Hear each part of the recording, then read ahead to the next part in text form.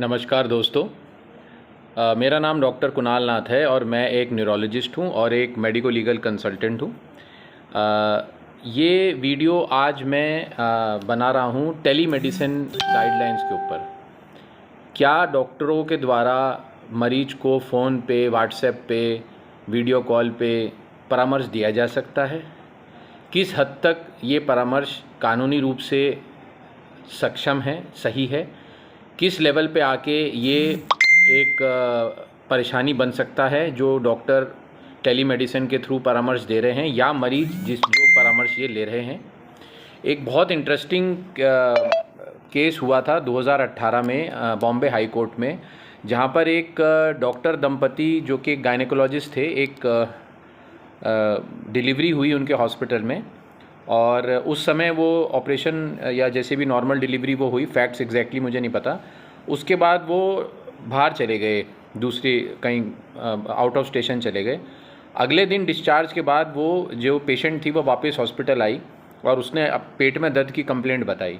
तो जो nursing staff था हॉस्पिटल का, उसने वो डॉक्टर साहब को फ़ोन किया कि जी वो जो कल पेशेंट डिस्चार्ज हुई है उनके आज पेट में दर्द हो रहा है और वो वापस आई हैं।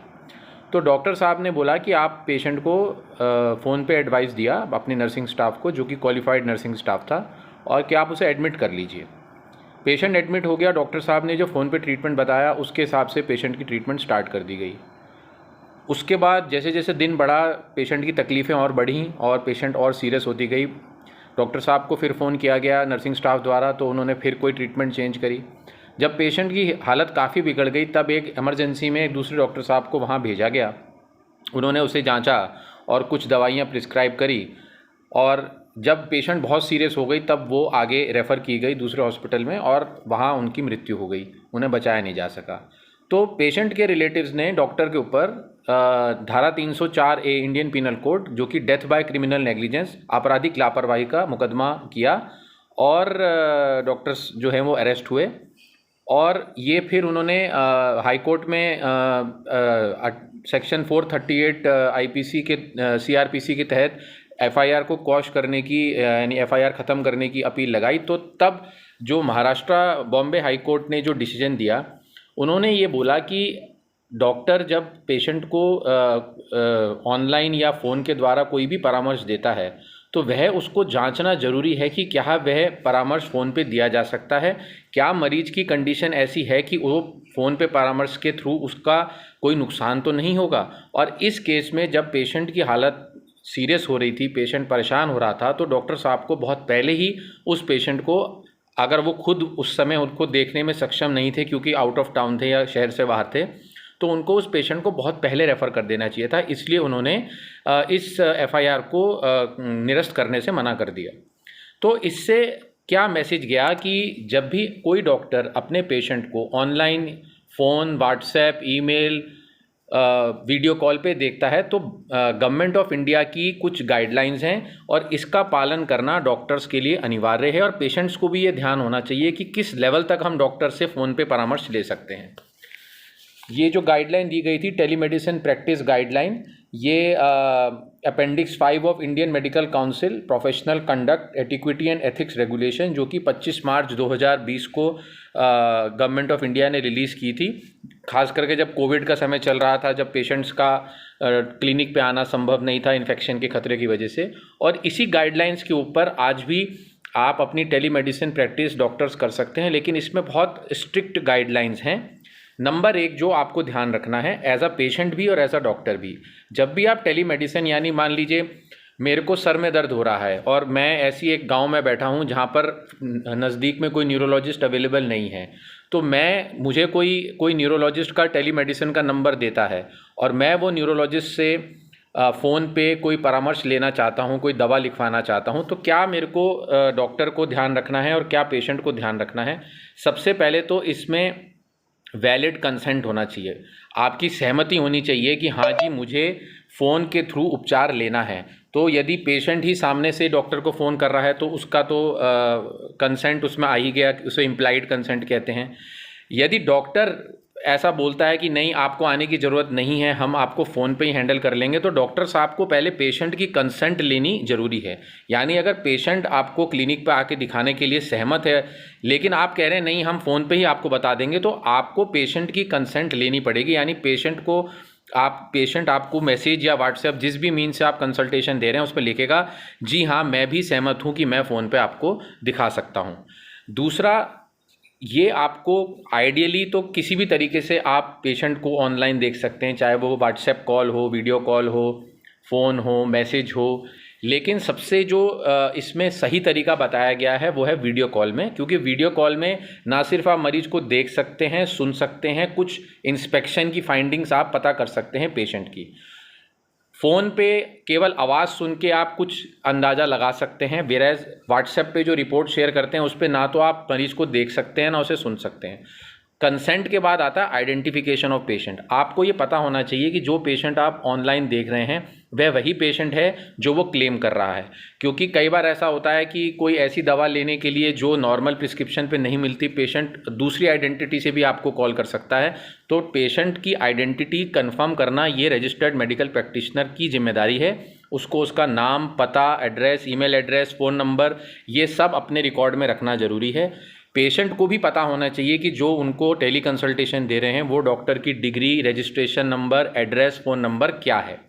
डॉक्टर को ये सारे रिकॉर्ड्स टेली कंसल्टेशन में अपने पास स्टोर रखने ज़रूरी हैं। दूसरा, डॉक्टर को ये इंश्योर करना है, जो इंफॉर्मेशन टेक्नोलॉजी एक्ट 2000 है, कि कोई भी डेटा पेशेंट का लीक नहीं होना चाहिए। ये जिम्मेदारी आरएमपी की है, यानी डॉक्टर की है। तीसरा, कौन से ऐसे पेशेंट्स हैं जिनको आप टेली मेडिसिन या टेली कंसल्टेशन दे सकते हैं। यदि डॉक्टर जब पेशेंट के साथ वीडियो कॉल करता है और उसको लगता है कि ये पेशेंट इमरजेंसी में है, इसमें केवल मैं इसको कोई दवा ऐसे प्रिस्क्राइब नहीं कर पाऊंगा, तो तुरंत टेली कंसल्टेशन ख़त्म कर देनी चाहिए और पेशेंट को ऑप्शन देना चाहिए, भाई या तो आप किसी नज़दीक के हॉस्पिटल चले जाएं या आप मेरे को पर्सनली आके मिलें, क्योंकि इसका इलाज फ़ोन पे नहीं बताया जा सकता। मोटा मोटा आप ये समझिए, हालांकि ये कोई लीगल एडवाइस मैं नहीं दे रहा हूँ और ये डिस्क्लेमर भी मैं यहाँ दे देता हूँ कि ये सारी चीज़ें आप अपने मेडिको लीगल एक्सपर्ट से इन पर्सन पता करें। ये केवल एक एकेडमिक वीडियो है, बट मोटा मोटा वो कंसल्टेशंस दी जा सकती हैं। दो तरह की कंसल्टेशन होती है, एक फर्स्ट कंसल्टेशन होती है, एक फॉलोअप कंसल्टेशन होती है। फर्स्ट कंसल्टेशन में डॉक्टर को या आरएमपी को ये देखना होता है कि क्या ये पेशेंट कोई इमरजेंसी सिचुएशन से तो डील नहीं कर रहा है। अगर कोई इमरजेंसी सिचुएशन उसको नहीं लगती है और तब वो आगे बढ़ सकता है, और किसी भी स्टेज पे उसको लगता है पेशेंट इन्फॉर्मेशन में कुछ भी उसको या उसकी रिपोर्ट देख के या उसको क्लिनिकली जो वो वीडियो कॉल पे देख सकते हैं उसमें लगता है कि पेशेंट सीरियस है, इसमें कुछ हो सकता है, तो तुरंत वहीं उसको टेली कंसल्टेशन बंद कर देनी है और पेशेंट को एडवाइस देनी है कि आप नियरेस्ट जो भी उस डिजीज़ को हैंडल करने का सेंटर है वहाँ जाएं, और ये सब चीज़ें उनको अपने डॉक्यूमेंट में स्टोर करनी है और इसको प्रिजर्व रखनी है, क्योंकि अगर कल को कोई इशू होता है तो ये डॉक्यूमेंट डॉक्टर की मदद करेंगे बताने के लिए कि हमारी तरफ से कोई लापरवाही नहीं हुई है। अगर डॉक्टर को लगता है कि ये कोई सीरियस कंडीशन नहीं है और मेरे विभाग के हिसाब से मैं कुछ ट्रीटमेंट इसे दे सकता हूं, तो ये ट्रीटमेंट 3 प्रकार की होती है।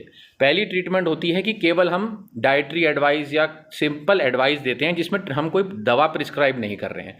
दूसरा होता है हम और कोई नॉन फार्मेकोलॉजिकल जैसे फिजियोथेरेपी, योगा, ऐसी कोई एडवाइस दे रहे हैं।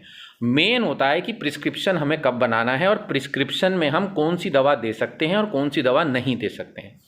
इसको टेलीमेडिसिन गाइडलाइन 2020 ने 3 कैटेगरी में डाला है, category O, category A, category B और लास्ट है कैटेगरी एक्स। कैटेगरी ओ की दवाइयाँ वो होती हैं जो बिल्कुल ओवर द काउंटर ड्रग्स होती हैं, जैसे पैरासीटामोल है या कोई ओरल रिहाइड्रेशन सिरप है, जो आपको वैसे भी मेडिकल स्टोर से बिना प्रिस्क्रिप्शन के मिल जाती हैं।